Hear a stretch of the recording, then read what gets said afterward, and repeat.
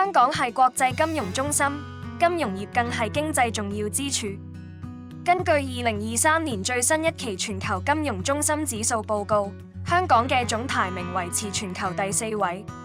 由於同國際金融市場高度接軌，因此香港響歷史上曾經多次受到全球經濟危機、國際資本惡意衝擊所波及。最著名嘅一次就係1998年特區政府勇鬥國際金融炒家，成功擊退金融大鱷。響上世紀90年代，亞洲成為全球最火熱嘅新興經濟地區，經濟過熱造成過量信貸，最終導致1997年至1998年亞洲金融風暴。對沖基金同國際炒家通過各類投機拋空活動，連番追擊亞洲各國匯市同股市。當中就以國際金融大鱷索羅斯最為著名。後嚟，國際炒家將目標瞄準到香港。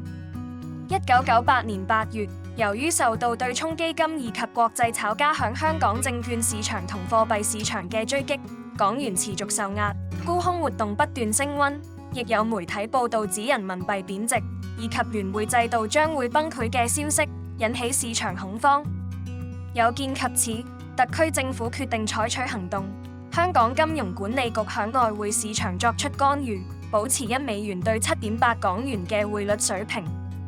喺8月14日開始，特區政府打破常規，動用外匯基金入市，響股票同期貨市場雙邊反擊。到咗8月28日，即係港府入市行動嘅最後一日，嚟自投機者嘅沽售壓力達到高峰。當日更創出790億港元歷史新高嘅交易量，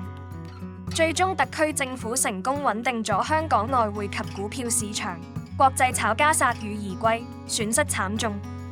響呢次金融保衛戰中，特區政府動用咗1181億港元，捍衛外匯以及股票市場，消耗近13%嘅外匯基金。